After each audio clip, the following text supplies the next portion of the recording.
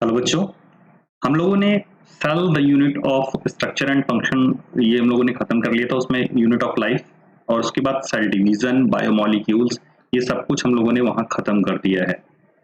अब जब बायोमोलिक्यूल्स पढ़ा था तो याद हो आप लोगों को कि वहां पर मैक्रोमोलिक्यूल्स पढ़े हैं और माइक्रोमोलिक्यूल्स पढ़े हैं। माइक्रोमोलिक्यूल्स में कार्बोहाइड्रेट, प्रोटीन, आपके लिपिड्स और डीएनए, आरएनए आते हैं। तो डीएनए आरएनए के बारे में अलग से एक चैप्टर और आपके यहाँ दिया है जो कि 12th में है, और ये 12th में जेनेटिक्स एंड इवोल्यूशन वाली यूनिट में दिया गया है।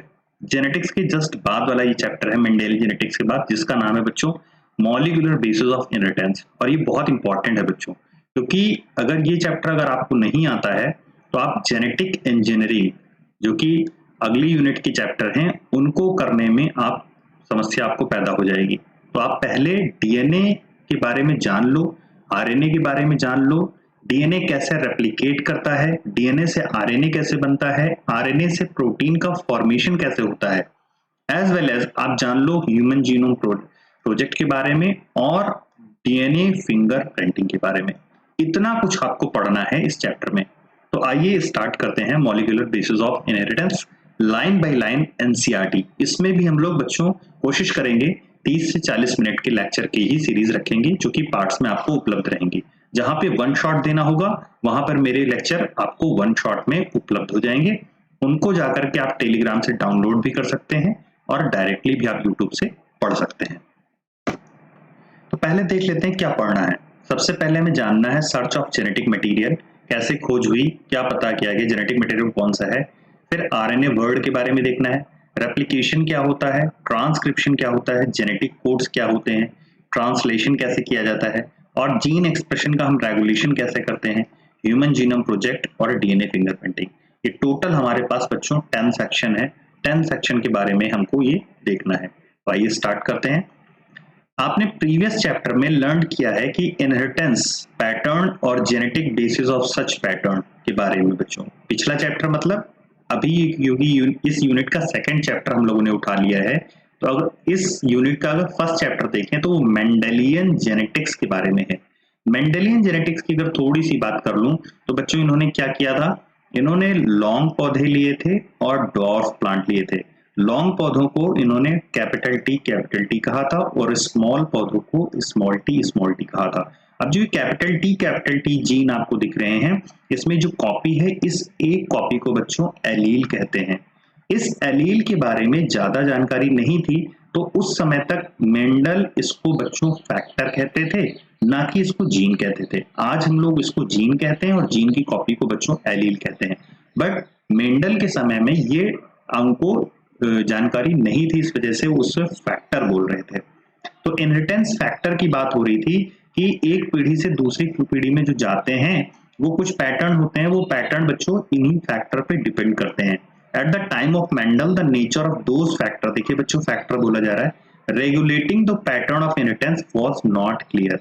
जो फैक्टर मेंडल के टाइम में रेगुलेट कर रहे थे इनहेरिटेंस, इनहेरिटेंस का मतलब होता है बच्चों पेरेंट्स से प्रोजनी में जाने का लक्षण, इस पैटर्न को बोलते हैं बच्चों इनहेरिटेंस। इनहेरिटेंस वो प्रोसेस है जिसके द्वारा पैटर्न से प्रोजनी सेल में बच्चों दैट इज डीएनए का जाना होता है, इसको इनहेरिटेंस बोला जाता है।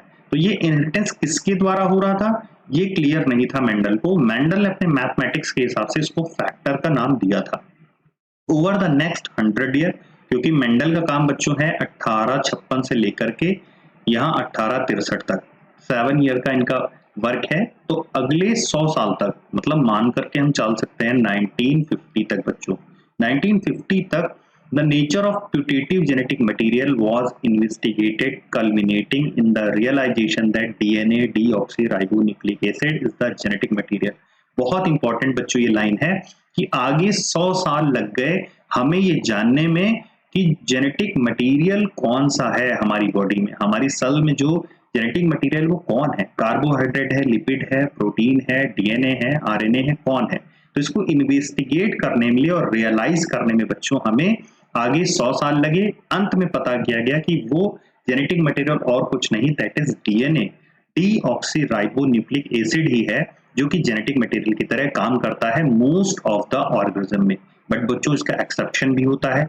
इसका एक्सेप्शन कुछ वायरसेस हैं जहां पर बच्चों आरएनए आपका जेनेटिक मटेरियल की तरह काम करता है। ऐसे आरएनए को बच्चों रेट्रोवायरस कहते हैं। जैसे एग्जाम्पल के तौर पे हम ले सकते हैं एचआईवी का virus. Human health disease chapter में जब आप एचआईवी के बारे में पढ़ेंगे तो आप जान पाएंगे कि एचआईवी का वायरस एक ऐसा वायरस है जिसमें जेनेटिक मटेरियल बच्चों आरएनए होता है, ना कि डीएनए होता है। तो ये फर्स्ट पैराग्राफ हम लोगों ने एंड किया। अब सेकेंड में देखते हैं। Deoxy ribonucleic acid that is जिसे हम डीएनए कहते हैं, एंड राइबोन्यूक्लिक एसिड जिसे आरएनए कहते हैं। ये बच्चों ये दो टाइप के न्यूक्लिक एसिड फाउंड किए गए हैं लिविंग सिस्टम में। लिविंग सिस्टम में यही दो प्रकार के न्यूक्लिक एसिड मौजूद हैं जो कि जेनेटिक मटेरियल की तरह वर्क कर सकते हैं। आज हमारे पास ये नॉलेज मौजूद है कि डीएनए दैट इज इसका फुल फॉर्म याद करिए, deoxy ribonucleic acid, and the RNA जिसका फुल फॉर्म है बच्चों राइबोन्यूक्लिक एसिड। अब आगे बात करते हैं। डीएनए बच्चों एक्ट कर सकता है जेनेटिक मटेरियल की तरह मोस्ट ऑफ द ऑर्गेनिज्म में, जबकि आरएनए को देखेंगे तो ये भी बच्चों जेनेटिक मटेरियल की तरह एक्ट कर सकता है, लेकिन सम वायरसेस में। मोस्टली ये फंक्शन करता है एज अ मैसेंजर जिसे एमआरएनए कहते हैं। इसका बच्चों एडिशनल रोल भी होता है। ये एडाप्टर की तरह काम कर सकता है that is tRNA. Structural RNA की भी तरह काम कर सकता है। कुछ केसेस में तो बच्चों ये कैटालिटिक मॉलिक्यूल की तरह भी काम कर सकता है, जिसे हम लोग बच्चों कहते हैं राइबोजाइम। ये वाला इंपॉर्टेंट पॉइंट है बच्चों, इसे क्या कहते हैं राइबोजाइम, जो कि बनता है बच्चों 23rd SR आरएनए से मिलकर के। ठीक है, इसे आप याद करें। क्लास फर्स्ट ईयर में आपने ऑलरेडी लर्न कर लिया है structure of nucleotide and the way these monomer unit are linked to form nucleic acid and polymer. आपने 11th में बच्चों बायोमोलिक्यूल्स जब पढ़ा था तो बायोमोलिक्यूल्स में याद करिए कि हम लोगों ने ये पढ़ लिया था कि जो मोनोमर यूनिट होती है डीएनए की उसको न्यूक्लियोटाइड बोलते हैं, और एक न्यूक्लियोटाइड में pentose sugar that is ribose या deoxyribose, nitrogenous bases and the phosphate group जुड़ा रहता है। अब वो किन बॉन्ड के द्वारा जुड़ा रहता है ये आप रिकॉल करने की कोशिश कर लीजिए, और ये आपस में जुड़ करके बच्चों न्यूक्लिक एसिड बना देते हैं। न्यूक्लिक एसिड बच्चों हमारा पॉलीमर होता है। इस चैप्टर में डिस्कशन हम करेंगे बच्चों डीएनए के स्ट्रक्चर के बारे में, ये अपनी कॉपी कैसे जनरेट करता है दैट इज इसके एप्लीकेशन के बारे में, ये आरएनए कैसे बनाता है दैट इज ट्रांसक्रिप्शन के बारे में, जेनेटिक कोड डिटरमाइन कैसे करते हैं अमीनो एसिड के सीक्वेंस को प्रोटीन्स में, ये पढ़ना है।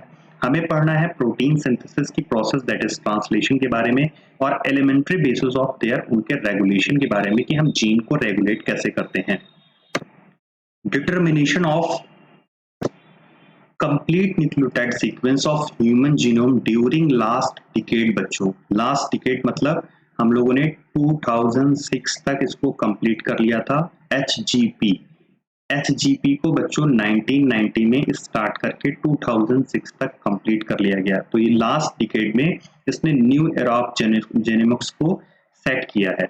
लास्ट सेक्शन में हम पढ़ेंगे essential of human genome sequencing के बारे में और इसके कॉन्सिक्वेंसेस के बारे में। चलिए हम डिस्कशन करते हैं first understanding the structure of most interesting molecule in the living system. Living system हम देखते हैं बच्चों इंटरेस्टिंग मॉलिक्यूल दैट इज जो कि डीएनए है। सब्सिक्वेंट सेक्शंस में हम लोग अंडरस्टैंड करेंगे कि why it is the most abundant genetic material. DNA क्यों जेनेटिक मटेरियल है और इसका रिश्ता क्या है बच्चों आरएनए के साथ। तो चलते हैं डीएनए को पढ़ते हैं। डीएनए एक बच्चों लॉन्ग पॉलीमर है जो कि बना हुआ है डीऑक्सीराइबोन्यूक्लियोटाइड से। डीऑक्सीराइबोन्यूक्लियोटाइड इसकी बच्चों मोनोमर यूनिट होती है। ये मोनोमर यूनिट बार बार आपस में लिंक करके एक पॉलीमर बनाती है। Length of DNA is usually defined as number of nucleotide. ये इंपॉर्टेंट लाइन लिखी है कि अगर डीएनए की आपको लेंथ बतानी होगी तो आप डिफाइन करेंगे कि उसमें न्यूक्लियोटाइड के नंबर कितने लगे हैं, या आप पेयर भी बता सकते हैं, क्योंकि एक इस तरीके से मान के चलिए 5-3- अगर इस लाइन में चल रहा है तो इधर से 3-5- इस लाइन में चलता है। तो यहाँ बच्चों न्यूक्लियोटाइड के पेयर आपस में बनते हैं। तो आप न्यूक्लियोटाइड के पेयर या बेस पेयर के टर्म में भी आप उसको रिफर कर सकते हैं दैट इज डीएनए की लेंथ को। This is also characteristic of an organism. और ये बच्चों डीएनए की जो लेंथ है in the term of pair of nucleotide या base pair it is also characteristic होती है, हर स्पीसीज के लिए फिक्स है। जैसे एग्जाम्पल कहें बच्चों, bacteriophage, it is a virus which infect the bacteria. इसमें बच्चों जैसे इसकी एक स्पीसीज ली गई है 5174, तो बैक्टीरियोफेज 174 में बच्चों 5386 न्यूक्लियोटाइड्स पाए जाते हैं। अब इसमें क्योंकि सिंगल स्ट्रैंडेड डीएनए है, तो सिंगल स्ट्रैंडेड डीएनए है इसलिए आपको बच्चों बेस पेयर नहीं दिए जा रहे हैं। ये याद रखिएगा कि यहाँ पे 5386 केवल न्यूक्लियोटाइड्स हैं, ना कि बेस पेयर हैं, क्योंकि इसमें बच्चों सिंगल स्ट्रैंडेड डीएनए ही पाया जाता है। नेक्स्ट हमारे पास बैक्टीरियोफेज एक लैम्डा होता है, जिसमें बच्चों 48,502 बेस पेयर होते हैं। देखिए बेस पेयर है मतलब डबल स्टैंडर्ड डीएनए इसमें होता होगा। एस्केरिशिया कोलाई की बात कर लें तो इसमें भी बच्चों 4.6 × 10⁶ बेस पेयर होते हैं। और हैप्लॉइड कंटेंट ऑफ डीएनए की बात करें ह्यूमन की तो इसमें 3.3 × 10⁻9 बेस पेयर होते हैं।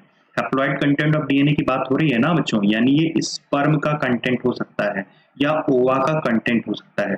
अगर हमारी स्किन की सेल या लीवर की सेल जिसमें डिप्लॉइड कंटेंट होता होगा तो कितना होता होगा, क्या आप बता सकते हैं? हाँ बच्चों, इसी नंबर को आप ट्वाइस से मल्टीप्लाई कर देंगे, that is twice into 3.3 into 10⁻9, तो ये आपका बन जाएगा 6.6 10⁻9 बेस पेयर। ये क्वेश्चन बच्चों आपका प्रीवियस ईयर में आ चुका है कि ह्यूमन की डिप्लॉइड सेल में कितना डीएनए कितना बेस पेयर होता है, तो आपको ये याद रखना होगा, इसको हमें ट्वाइस से मल्टीप्लाई करना होता है हैप्लॉइड कंटेंट को। अब चलते हैं स्ट्रक्चर ऑफ पॉलीन्यूक्लियोटाइड चेन को देखने।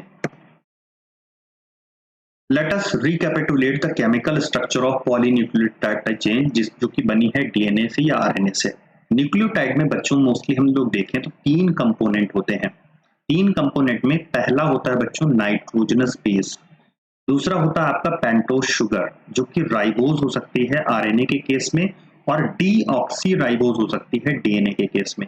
ये मैंने आपको बायोमोलिक्यूल्स में पढ़ाया था कि सेकेंड कार्बन से बच्चों OH ग्रुप में से एक ऑक्सीजन निकल जाता है, दैट्स वाई डीएनए में डीऑक्सी राइबोज जबकि आरएनए में राइबोज शुगर होती है।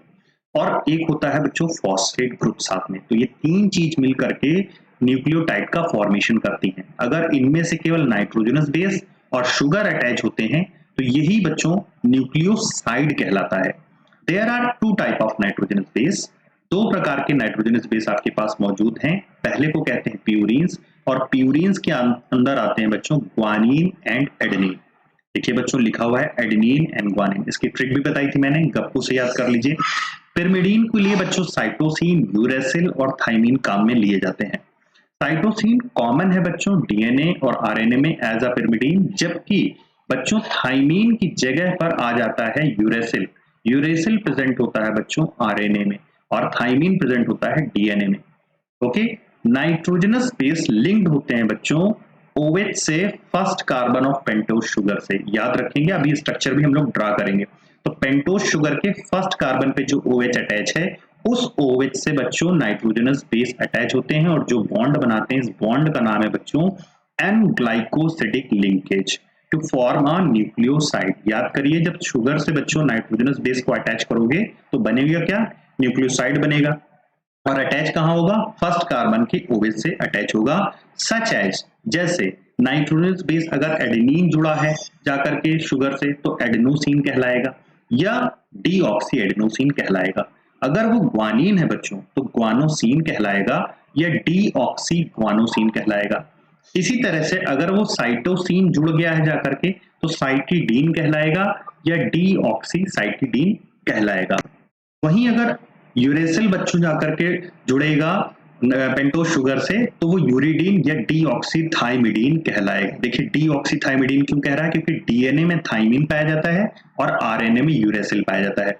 तो जब यूरेसिल राइबोज शुगर से जुड़ेगा तो यूरिडीन, और जबकि थाइमिन जब जुड़ेगा डीऑक्सी राइबोज शुगर से तो डीऑक्सीथाइमिडीन कहेंगे। आप इनके बच्चों न्यूक्लियोसाइड के नाम बहुत क्लियरली याद रखिए, कभी भी पूछ करके आपको कंफ्यूज कर सकता है। जब फॉस्फेट ग्रुप लिंक होता है बच्चों 5 कार्बन के OH से न्यूक्लियोसाइड में तो बच्चों ये फॉस्फो ईस्टर लिंकेज बनाता है। कौन सा लिंकेज बच्चों, ईस्टर बॉन्ड के द्वारा जुड़ रहा है फॉस्फेट, तो इसका नाम है बच्चों फॉस्फो ईस्टर लिंकेज। अ करस्पॉन्डिंग न्यूक्लियोटाइड बच्चों deoxy nucleotide depending on the type of the sugar is formed. तब बच्चों क्या होता है, हमारे पास यहाँ पर न्यूक्लियोटाइड देखने को मिलता है। अब जो भी शुगर होगी, अगर डीऑक्सीराइबोस शुगर है तो डीऑक्सी न्यूक्लियोटाइड बनेगा, और अगर राइबोस शुगर है तो न्यूक्लियोटाइड देखने को मिलेगा। दो न्यूक्लियोटाइड बच्चों लिंक्ड होते हैं through the 3-5- phosphodiester linkage. Very important बच्चों, जो दो न्यूक्लियोटाइड हैं वो आपस में कैसे लिंक होते हैं, 3-5- फॉस्फोडाइस्टर लिंकेज से to form a dinucleotide. More nucleotide इसी तरह can be joined in such a manner to form a polynucleotide chain. तो और जो न्यूक्लियोटाइड आपको जोड़ने हैं बच्चों वो इसी तरह से जुड़ेंगे, इसी डायरेक्शन में जुड़ेंगे, दैट इज 3-5- डायरेक्शन में ही जुड़ते चले जाएंगे। एक polymer thus formed has at one end a free end called बच्चों 5- एंड। तो जब पॉलीमर का एक एंड आगे जाएगा तो वो बच्चों फ्री एंड बनेगा 5- एंड, जबकि दूसरा जो एंड बनेगा वो कहलाएगा बच्चों 3- एंड। ये आपको याद रखना है। और अभी चलते हैं डायग्राम में, इस डायग्राम में भी हम लोग पढ़ लेते हैं। देखिए बच्चों यहाँ पर ये कार्बन नंबर 1 है जहां पे OH डैश पे आपका नाइट्रोजनस बेस जाकर के जुड़ा है। तो केवल इतना स्ट्रक्चर, दैट इज ये शुगर और ये मिल करके जो बना रहे हैं, इतना स्ट्रक्चर आपका कहलाएगा बच्चों न्यूक्लियोसाइड। और यहाँ पर देखिए 5वां कार्बन है, ये 5th कार्बन है बच्चों। इस 5th कार्बन से जुड़ा है बच्चों फॉस्फेट ग्रुप यहाँ पर। और ये जो लिंकेज है बच्चों फॉस्फो ईस्टर लिंकेज या केवल ईस्टर लिंकेज इसको कह देंगे। तो ये 5वें कार्बन से जुड़ा है। क्लियर बच्चों, तो आपको कार्बन नंबर पता होने चाहिए। ये 1st कार्बन है, ये 2nd कार्बन है बच्चों, ये 3rd कार्बन है, it is a 4th carbon, it is a 5th carbon. Now 3- जो कार्बन है यहाँ पर भी बच्चों OH होगा, ठीक है, यहाँ के OH डैश पे। तो इस OH डैश से भी एक फॉस्फेट आकर के लग जाता है। तभी बताया गया बच्चों की फॉस्फोडाई न्यूक्लियोटाइड बनते समय क्या होता है, यहाँ 5- और 3- बच्चों बॉन्डिंग होती है। देखिए ऊपर की ओर 5- के नंबर पे जुड़ गया, नीचे पे 3- पे जुड़ गया। अब देखिए यहाँ पे ये फॉस्फेट कहाँ जुड़ा हुआ है, पिछले वाले न्यूक्लियोटाइड के 5वें कार्बन पे जुड़ा हुआ है, तो 5- हो गया। और जो पिछला फॉस्फेट है वो कहाँ जुड़ा हुआ है, इस पे बच्चों 3- न्यूक्लियोटाइड पे जुड़ा हुआ है। क्लियर, तो इस तरीके से 5- 3- 5- 3- एंड बनते चले जाते हैं। तो देखिए जब लास्ट वाला जो न्यूक्लियोटाइड आएगा उसमें जो होगा बच्चों ये 3- एंड आपको देखने को मिलेगा, जबकि जब से ऊपर वाला एंड जो होगा उसमें आपको मिलेगा देखने को बच्चों 5- एंड। इस एंड की आपको बात यहाँ पर की जा रही है। तो बच्चों जो आपको फॉस्फेट दिखेगा 5- एंड ऑफ शुगर पे, उस मॉइटी उस एंड को आप बोलोगे 5- एंड बच्चों, which is referred to as 5- end of the polynucleotide chain. Similarly at the other end of देखोगे पॉलीमर जो शुगर के फ्री OH ऑफ 3 कार्बन से जुड़ेगा उससे बोलेंगे बच्चों 3- end of the polynucleotide chain। Backbone जो पॉलीन्यूक्लियोटाइड की चेन की है वो शुगर एंड फॉस्फेट की बनी होती है। ये आपको याद रखना चाहिए कि जो बैकबोन है DNA के बच्चों शुगर एंड फॉस्फेट की बनी होती है। नाइट्रोजनस बेसेस आपस में बच्चों लिंक्ड होते हैं शुगर माइटी के द्वारा प्रोजेक्ट फ्रॉम द बैकबोन। बच्चों याद करिए इस तरीके से हम लोगों ने शुगर का फॉर्मेशन किया था, that is carbon number 1 2 3 4 and 5। तो इस तरीके से बच्चों यहाँ पे कार्बन नंबर होते हैं। फर्स्ट पे जो OH ग्रुप होता है यहीं से बच्चों नाइट्रोजनस बेस अटैच हो जाते हैं, और नाइट्रोजनस बेस अटैच हो जाते हैं तो ये शुगर माइटी के दैट इज 1st कार्बन से लगे रहते हैं। यहाँ देखिए यही बात मेंशन की गई है। अब आगे अगर RNA मॉलिक्यूल की बात करते हैं तो every nucleotide residue has an additional OH group present at 2- position in the ribose. इस लाइन को समझिए, जैसे ये राइबोस शुगर है बच्चों, यहाँ पे ये राइबोस शुगर, ये 1st कार्बन, ये 2nd कार्बन, ये 3rd कार्बन, ये 4th कार्बन और यहाँ पे 5th कार्बन होता है। तो यहाँ पर OH ग्रुप लगा रहता है। DNA में बच्चों ये ऑक्सीजन यहाँ से निकाल दिया जाता है, जबकि RNA में ये बच्चों प्रेजेंट रहता है। तो हम बोलेंगे कि DNA से तुलना करने में अगर RNA पे देखेंगे तो 2nd कार्बन पे बच्चों OH जो है एडिशनल होगा। तो वही पूछा जा रहा है कि 2- पोजीशन पे राइबोस शुगर में ये एडिशनल OH लगा रहता है। ऑल्सो RNA में बच्चों यूरेसिल प्रेजेंट होता है in the place of thymine. Thymine का दूसरा नाम बच्चों है 5-मिथाइल यूरेसिल। मतलब यूरेसिल में अगर हम 5वें कार्बन पे एक मिथाइल जोड़ देते हैं तो उसी का नाम हो जाता है thymine. Another chemical nature for thymine. तो ये याद रखिएगा ये दोनों पॉइंट मिल करके रिएक्टिव बनाएंगे RNA को, कि RNA इसीलिए रिएक्टिव है क्योंकि यहाँ पे 5- यहाँ पे 2-OH एडिशनल प्रेजेंट है, साथ ही साथ यहाँ पे यूरेसिल प्रेजेंट है in the place of thymine. DNA as an acidic substance present in the nucleus was first identified by the Frederick Mitscher in 1869। Frederick Miescher ने एसिडिक सब्सटेंस के तौर पे इसकी खोज की थी न्यूक्लियस में से, नाम दिया था बच्चों न्यूक्लियन। कहां से इसको खोजा था? तो ह्यूमन पस सेल से खोजा था। पस सेल जानते होंगे आप लोग बच्चों, फोड़ा फुंसी हो जाता है, चोट लग जाती है तो मवाद बनता है जो, उसमें होती हैं डेड डब्ल्यूबीसी। डेड डब्ल्यूबीसी के न्यूक्लियस से इन्होंने इसको खोजा था, नाम दिया था बच्चों nuclein. However due to technical limitation in isolating such a long polymer intact, elucidation of structure of DNA remain elusive for a very long period of time। That's why इसको 100 साल लग गए, जहां पर काम किया था मेंडल ने 1856 में, उससे आगे बच्चों 100 साल लगे इसको खोजने में, क्योंकि काफी ज्यादा कॉम्प्लिकेटेड स्ट्रक्चर था। तो इसकी खोज कब होती है? इसकी खोज होती है बच्चों 1953 में इसके स्ट्रक्चर की, जब जेम्स वॉटसन और Francis Crick based X-ray diffraction data पे बेस्ड, जो कि मॉरिस विल्किंस ने और रोजालिंड फ्रैंकलिन ने प्रोड्यूस किया था, इस पे स्टडी करके ये प्रपोज करते हैं बहुत ही सिंपल लेकिन फेमस महत्वपूर्ण डबल हेलिक्स मॉडल को for the structure of the DNA.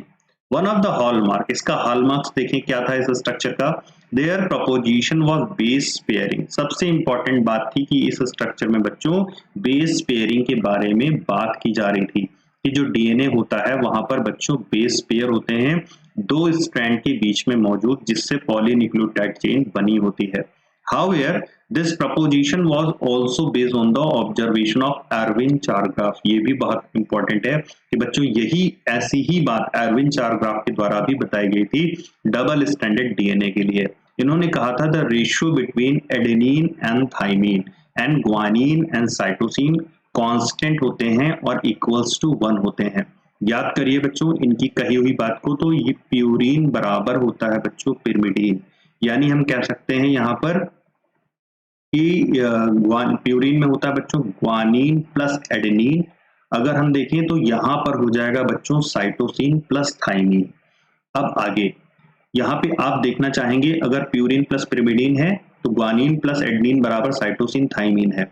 यहाँ पर देख लीजिए G plus A upon C plus T आप करेंगे तो ये रेशियो कितना आ जाएगा बच्चों? इक्वल्स टू 1 हो जाएगा। इसे आप ऐसे भी समझ सकते हैं G बाई C करेंगे या A बाई T करेंगे, इसको अलग अलग करके देखेंगे तो भी बच्चों क्या आएगा आंसर आपका? 1 ही आएगा। तो दैट इज ये इक्वल टू 1 होता है, ठीक है। इसके अलावा अगर आप रेशियो देखते हैं तो उन रेशियो में कुछ अलग रेशियो आपको दिख सकते हैं और वो स्पीसीज के लिए वैरी करेंगे, स्पीसीज टू स्पीसीज। क्लियर? फिलहाल आपको ये बात याद रखनी है कि प्यूरिन का मात्रा प्यूरिमिडीन के बराबर होती है, G प्लस ए बराबर C प्लस टी होता है, G प्लस ए अपॉन C प्लस टी बराबर 1 होता है, और G अपॉन C करेंगे तो भी 1 आएगा, E अपॉन टी करेंगे तो भी 1 ही आएगा। क्लियर? चलिए अब आगे बेस पेयरिंग कन्फर करता है very unique property to the polynucleotide chain. ये बेस पेयर ही हैं जो पॉलीन्यूक्लियोटाइड चेन को बहुत यूनिक बनाते हैं। They are said to be, इनको बच्चों क्या कहा जाता है? ये बेस पेयर बच्चों एक दूसरे के कॉम्प्लीमेंट्री होते हैं, इसीलिए सीक्वेंस ऑफ बेसेस अगर आपको एक स्ट्रैंड में पता है तो आप दूसरे स्ट्रैंड में अपने आप इटसेल्फ प्रेडिक्ट कर सकते हैं। इसके साथ ही each strand from a DNA let us call it is a parental DNA act as a template for synthesis of new strand. ये भी बहुत इंपॉर्टेंट है।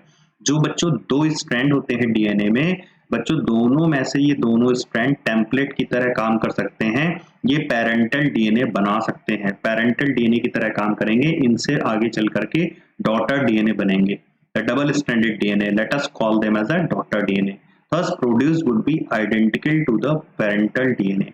तो जो डॉटर डीएनए बनेगा वो बच्चों कैसा होगा? पेरेंटल डीएनए के आइडेंटिकल होगा।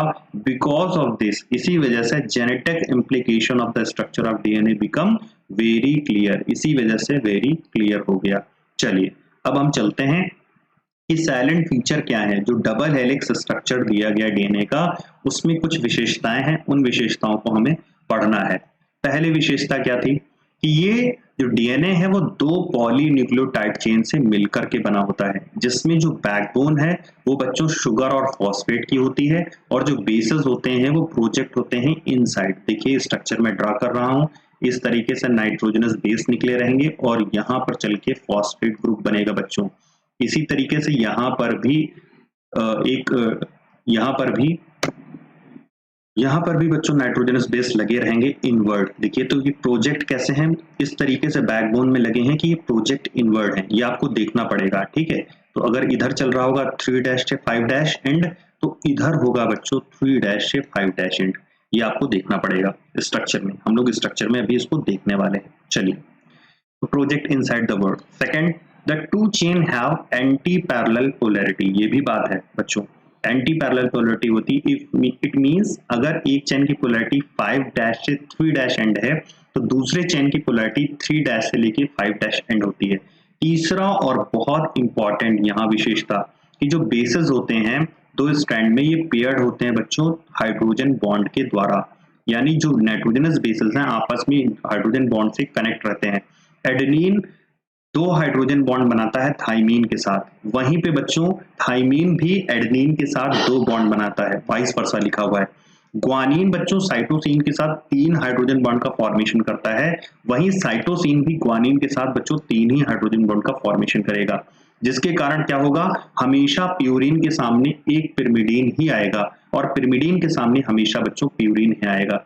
This generate approximately uniform distance बना करके रखता है बच्चों 2 स्ट्रैंड ऑफ हेलिक्स के बीच। तो ये इंपॉर्टेंट है कि 2 हेलिक्स के बीच डिस्टेंस जो है वो अगर कांस्टेंट है तो किस कारण से है, क्योंकि पिरिमिडीन के सामने प्यूरिन आता है और प्यूरिन के सामने पिरिमिडीन आता है। तो याद करिए क्या क्या पढ़ा, एडेनिन जो है थाइमीन से जुड़ता है डबल बॉन्ड के द्वारा हाइड्रोजन, वहीं साइटोसिन ग्वानिन के द्वारा जुड़ता है बच्चों 3 बॉन्ड हाइड्रोजन से। और एडेनिन के सामने थाइमिन, दैट इज प्यूरिन के सामने पिरिमिडीन, प्यूरिन के सामने पिरिमिडीन ऑलवेज आता है, उसकी वजह से जो डिस्टेंस है डीएनए की वो ऑलवेज बच्चों इक्वल होती है। चलिए चौथा पॉइंट देखते हैं हम लोग। चौथे पॉइंट में बताया जा रहा है 2 चेन क्वाइल्ड होती हैं बच्चों राइट हैंडेड फैशन में। इस तरीके से बच्चों डीएनए जो है क्वाइल्ड होता है, इस तरह से कि इसमें क्वाइलिंग की जाती है। तो क्वाइल्ड जो डीएनए है ये राइट हैंडेड फैशन में ही क्वाइल्ड होता है बच्चों।